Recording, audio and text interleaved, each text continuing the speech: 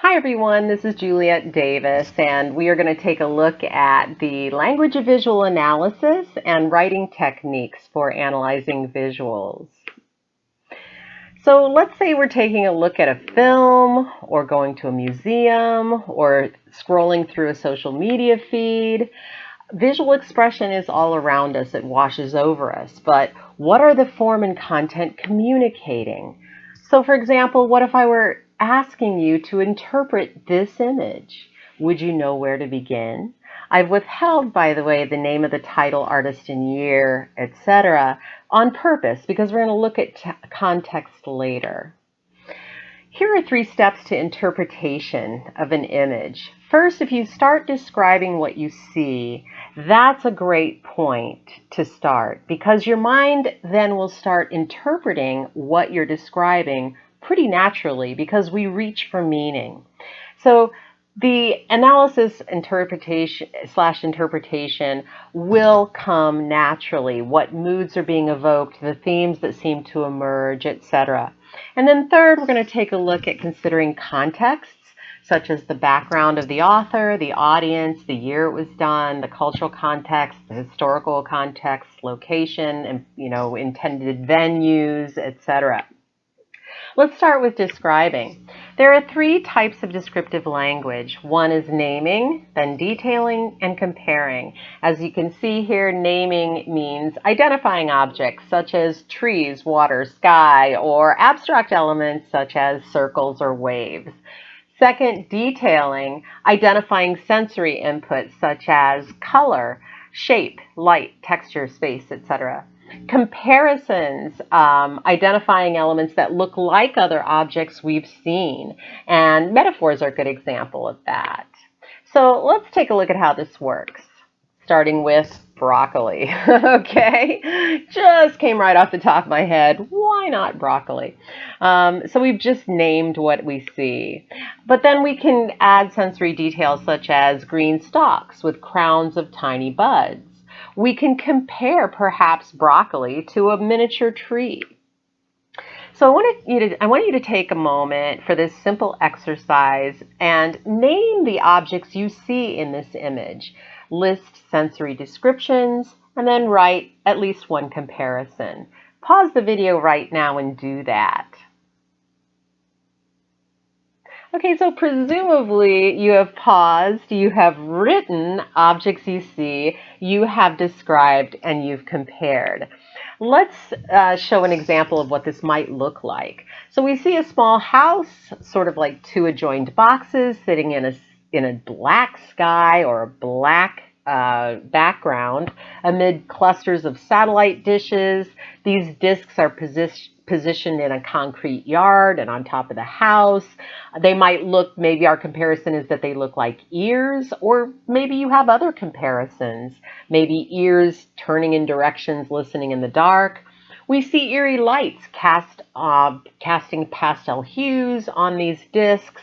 We see an electrical pole jetting up in the dark, a purple light that's illuminating a path to the face of the house, and then, of course, the house itself. We see worn paint, some patchwork siding, a couple of front doors, and 2 windows, sort of like, and there's light from inside, sort of like 2 eyes maybe sitting in a block face, and that's a comparison again. But whatever comparisons you came up with are fine. The house is crowned by a bit of neon green light in the background, and we can talk about what we think that means in a second. So the second step is interpreting. You have described, but now where is your mind going with what these things mean? Well, interpretation, first of all, is speculation, but with evidence. There are many possible interpretations of a visual image, but you do need some sort of evidence to back your interpretation. So we usually don't say this means this because it's not empirical. That's empirical language. Instead, we would suggest perhaps this seems to communicate this, or it appears, or evokes, or implies, depicts, expresses, etc. So viewers will interpret images differently depending on their own life experiences and cultural contexts. Here is a list of some helpful verbs. as we said, seems, appears, references, communicates, connotes, embodies, manifests. If you go to this handout at julietdavis.com/visual analysis language tips.pdf, you'll see a handout that has helpful verbs, helpful nouns, helpful adjectives, just a lot of helpful and a summary of notes of this PowerPoint that might be helpful to you. Oops, accidentally trying to open it there. No.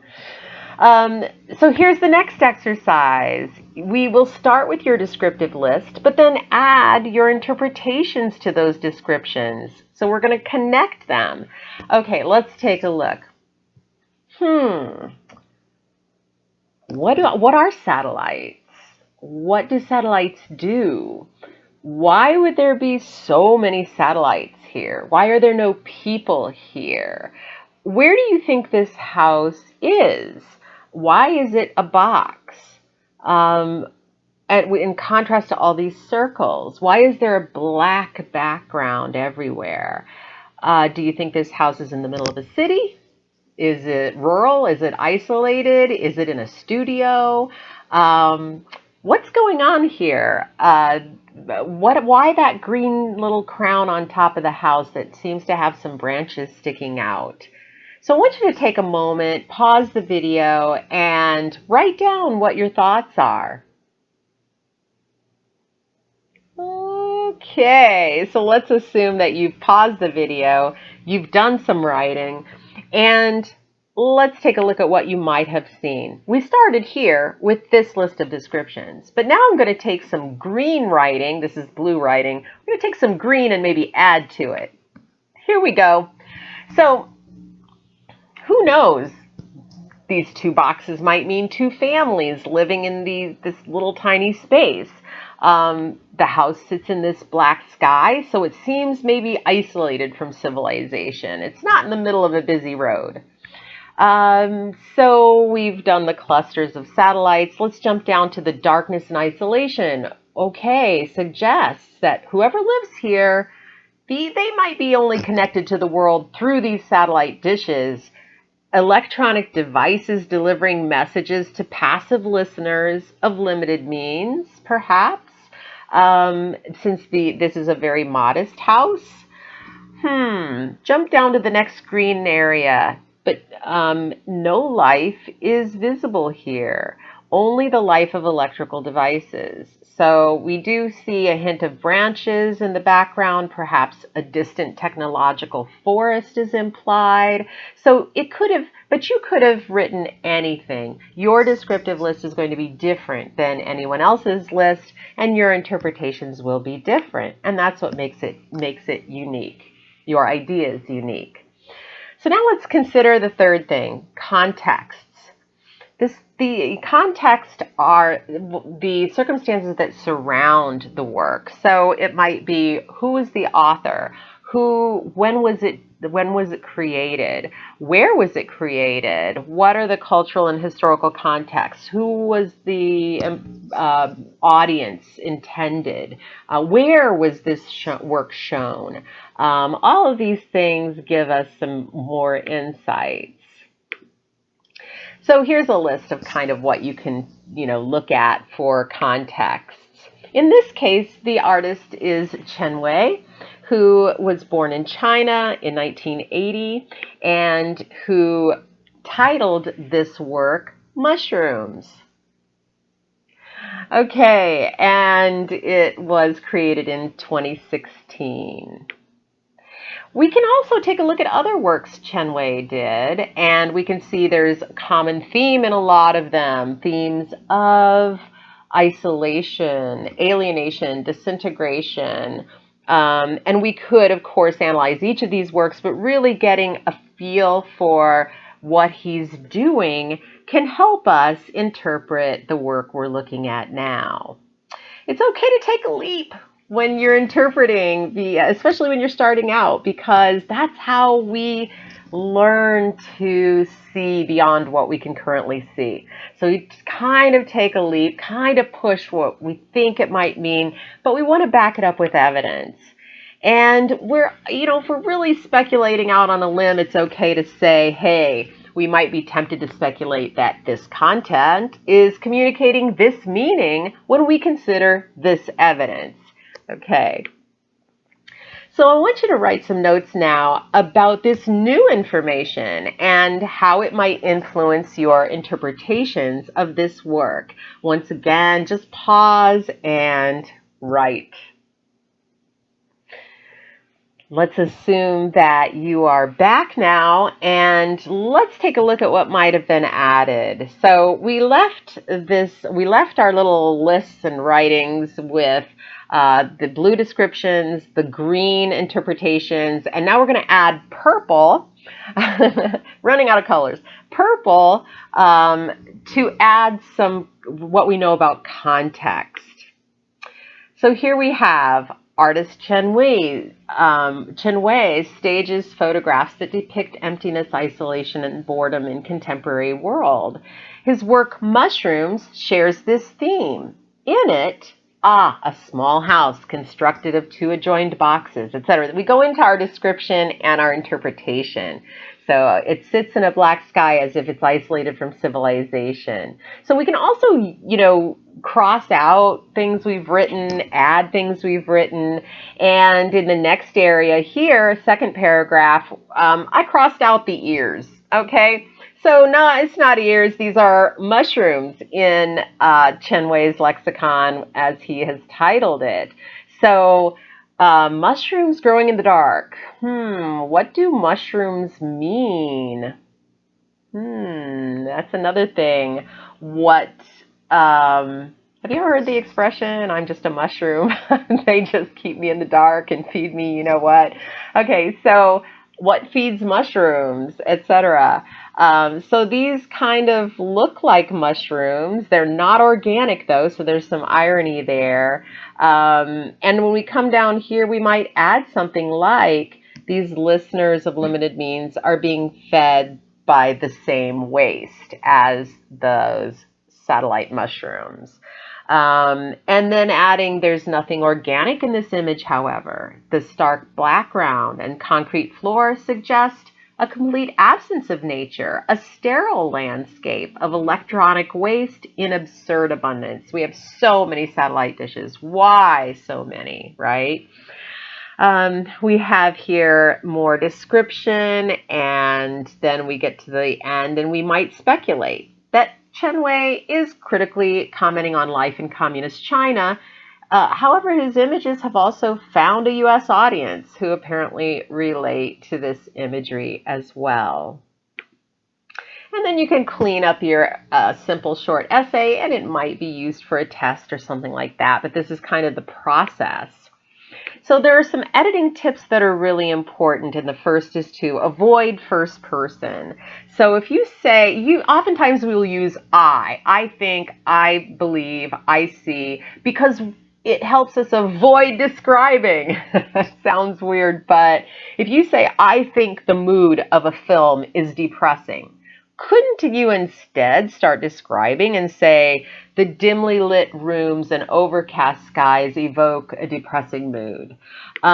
Similarly, avoid personification. We don't know if a character is happy, but we can see evidence, a man's brightly colored face suggesting a happy character.